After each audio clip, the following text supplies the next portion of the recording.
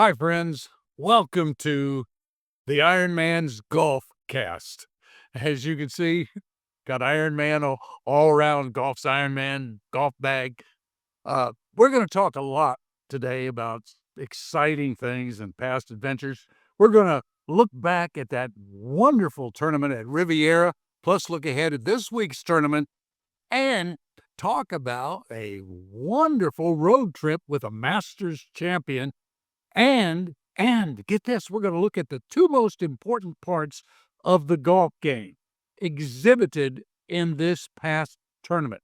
The two most important parts. What do you think they are? Let's go back and review a recap quickly of what we learned from Riviera. Let's say congratulations to Jacob Bridgeman for winning by one stroke. That last putt that he made, that 3-footer, he said, I couldn't even feel my hands. He looked very calm, didn't he? He just stroked it in. But truly, he was like you and I would be in a putt of that magnitude, extraordinarily nervous. How did he overcome those nerves? What secret can you learn from Jacob Bridgeman and how he made that little short putt? Last time we left Jacob Bridgeman, a week ago plus, at Pebble Beach, he was on the beach at Pebble. 18th hole, couldn't get the ball out of the beach. That gravel, he hit the wall, went into the water, had to take a drop, went back there, hit it up close to the pin, and made that putt. Of course he did. What's his secret? How good a putter is he? Well, he was number one for the tournament in strokes gained putting, which means that you're that much better than everybody else that you picked up. How many strokes? 7. He picked up 7 strokes on the field. He beat Rory McIlroy. Why did he beat Rory McIlroy? Well, because Bridgeman was first in putting, strokes gained. Rory, 48th. Just a little over 50 made the cut. Rory's back in the pack. If he'd have made some putts, well, story had been different. What's important in golf? The two things that we're going to talk about: putting and driving. Oh, we love to drive the golf ball, don't we? Wow. We're going to talk about Rory McIlroy's power swing. He's got the greatest modern power swing of anybody in golf. Did you know that he hit a 400-yard drive there at Riviera? It was officially measured at 396. He was number one in the longest drive of the entire tournament. 396. How many hits would it take for you to get 396 yards? Probably a couple, at least 1.5. But Jacob Bridgeman, how did he make that putt? How did he putt so well for an entire week? Well, one thing is he's that good. He's number one on the tour in total putting. How they figure that, I don't know. I guess total strokes, total distance of strokes, all kinds of things. But total putting, who's number one? Winner, Jacob Bridgeman. He knows how to putt. He putts with a slight forward press. Now, a lot of guys don't like a forward press because if you move your hands forward like this before you take it back, well, you might open the blade and take it and push it to the right or correct and pull it to the left. Regardless, whatever you do, he doesn't do any of that. He likes the spider putter, made spider putter. It's a mallet type putter rather than a blade. He likes to feel the arc, the smoothness of the arc. But what he does, he puts the putter blade in the hole. He follows through.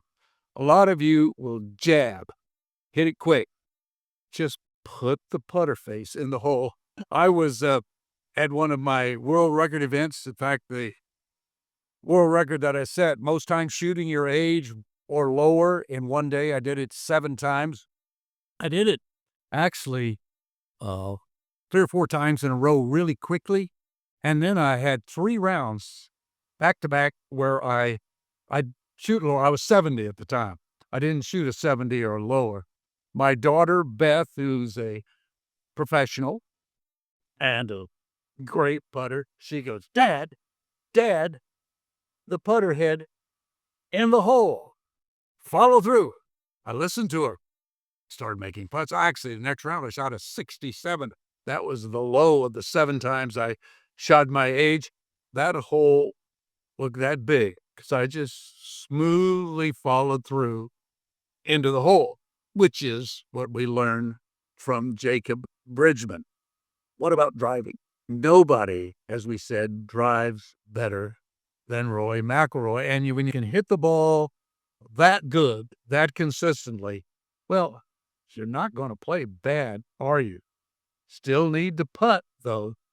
I caddy for Mac O'Grady. You've heard the name Mac O'Grady. A lot of people regard him as the golf swing since Hogan. He played a couple of years on the tour, won the Davis Jr. Greater Hartford Open. I think won the Tournament of Champions. That's right. And played a couple more years on tour and then dropped out to form the Mac O'Grady Research and Development Golf, where he likes to teach the swing. I caddied for him at Atlanta.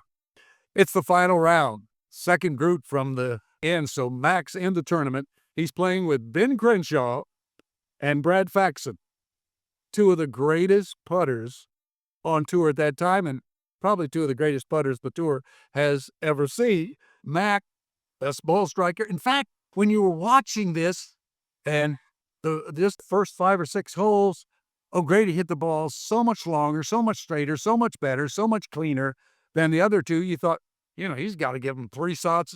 Well, we came to the 9th hole. I'll always remember this. There was a bunker out there on the left side, and the last part of the hole on the dogleg went up the hill. So O'Grady hits the ball over the bunker and cuts the dogleg so severely. He only had a pitching wedge in. Faxon and Crenshaw were not able to carry the bunker. They had to hit the ball out to the right. Both of them hit forwards onto the green, just barely. Mac O'Grady is inside them. He's about 10 or 12 feet. They're about 30. Both of them made their putts for birdie. Mac missed his. Incredible. You don't think putting is important? Best lesson I ever learned. Incidentally, I told you about the Masters road trip. After Crenshaw wins his second Masters, we're up at, I was working a little bit for CBS at that time, Frank Cherkinian, the Ayatollah, as we called him in the industry. Crenshaw had just played the first round, shot a 64. He played the morning. He's out on the putting green, and I walk by, and Ben says, "Bob, what you doing this afternoon?" "Not doing anything. It's Thursday." Telecast didn't start till Saturday, Sunday in those days. He said, "You want to go with me to Yale?" I go, "Why is Crenshaw going to Yale University?" I go, why? And he says, "Well, it's a Charles Belair McDonald course, C.B. McDonald, designer of first great American architect." I'd never heard of him until Crenshaw explained who he was. And I go, "Sure." Road trip with a Masters champion. I remember we stopped at a little 7-Eleven halfway there to get some drinks, and they recognized Crenshaw, and they could barely talk. "Oh, Mr. Crenshaw, so it's an honor to meet you." We go into the pro shop. We hadn't called ahead. Crenshaw just wanted to see the golf course. And the assistant pro is there and so excited. He says, "Sure." Ben said, "Can we borrow a cart?" The second hole and the 9th hole were two of the most important holes there at Yale University. Second hole's par 5. It's got a huge elevated green and a deep sand bunker. Crenshaw wanted to hit the ball out of that. You had to hit it way up in the air, and borrowed a sand wedge and a couple of balls, and we did that. And then 9 is a par 3 over the water, and it has a swale in it. A lot of hole-in-ones there when the ball's in the middle of that swale. It was great. The head pro quickly came and was in the shop when Crenshaw came in. A couple people from the administration at Yale University came down there and presented us with honorary Yale ties. I've still got the Yale Bulldog tie from that episode. What a wonderful experience. Crenshaw, in his putting, putted with the shoulders. And when he putted, it looked like the ball was rolling on oil. It never hopped. Roy McIlroy had such trouble at Riviera because of the Poana greens and the bumpiness of the greens. I mean, he would, you could see in the last, the next to the last day and the last day, the 18 holes and the first 9 holes of the last day, he was tentative and even a little anxious and didn't really make a smooth stroke to get the ball rolling on top of that Poana, which will have bumpy rolls.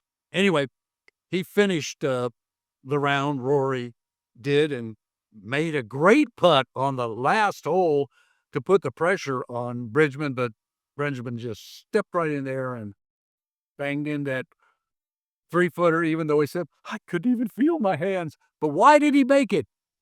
Because he is such a great putter. He works on his putting mechanics. When he stepped up there, he didn't have to worry about anything. He just executed what he had learned over the years. Get your mechanics down. Putting, more important than driving. Despite the fact that Roy McIlroy hit a 400-yard drive. What's the secret to Roy McIlroy's great ball striking, great driving? Well, it's a fabulous, incredible, powerful golf swing.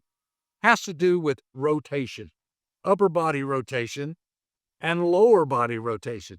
Roy McIlroy's upper body turns past perpendicular. He passed 90 degrees. Great turn. His hands are high, but then he turns on the backswing, but the downswing, the ball striking comes from his lower body. Learn that from McIlroy. In other words, use your upper body for the backswing and your lower body to get the power on the downswing. Upper body first, lower body next. McIlroy is the best ever in doing that. Just study his swing and you'll see that upper body turn, lower body power. Now, moving on from Roy McIlroy, let's go back to Jacob Bridgeman. I had trouble when I kept seeing that J. Bridgeman. It reminded me of Junior Bridgeman. I kept thinking Junior Bridgeman. Remember him? If you love the NBA, great player. Played 13, 14 years, mostly with the Milwaukee Bucks, won several titles. Actually, he was a member of the LA Lakers at first and was quickly traded in that huge trade for Kareem coming to Los Angeles, and Bridgman and a whole bunch of others went to Milwaukee. But here's the thing about Junior Bridgman. He's not a millionaire. He is a billionaire. Junior Bridgman, the NBA player, invested in Wendy's, fast food, Wednesday hamburger. Great. I like Wendy's a lot. They've got that little $5 meal deal that you get cheeseburger, little tater tots, and a drink for $5. I sneak in a lot. I don't get paid for these. I should get paid for these kind of commercials. Coca-Cola, give me some backings. That's good stuff. So anyway, he invested in Wendy's, and then after that, he invested in Coca-Cola. Got franchises all over. He is worth $1.4 billion. That's Junior Bridgeman, not Jacob. Wow. If you got anybody you want to emulate, you might want to emulate Junior Bridgeman. What a success story. So impressed by him. So that was last week. What about this coming week? Well, it's gone from the California coast to the East Coast. Incidentally, so many people from New York and Boston go down to Florida for the winter. You don't think this past week with 2 and 3 feet of snow that they wish they were in Florida, and probably a lot of them there's some of them that just decided to go to Florida before that storm hit. They're grateful they're down there. They're playing at Palm Beach Gardens on the Champions Course. A lot of guys are not there. It's tough to make that trip from the West Coast to Florida. Plus, they played 3 tournaments in a row out there, many of them. So the field is a different kind of field. A lot of Florida natives. Brooks Koepka if you want a favorite or someone to pick up on, Brooks back there play. He's played a couple tournaments early. Now he's from Palm Beach. He's from Florida. He knows those Bermuda greens, and he hasn't played well. So look out for Bush Koepka. Uh, who else? Well, Shane Lowry's playing. Shane Lowry's always good to pick to win. But Florida Swing picks up the following week because they go to Arnie's tournament, Bay Hill in Orlando. Love Arnie's tournament. And of course, quickly coming up is the first of the 5 majors. They don't call it a major, but you and I know that the Tournament Players Championship is a 5th major. The PGA Tour would like it to be designated as such. If they'll call me, I'll tell them. I designated it as the 5th major. So it's going to be exciting in the next couple of weeks. I hope you'll stay with us on the Ironman Golfcast. But meanwhile, may your life, your golf, be absolutely amazing. We'll see you soon.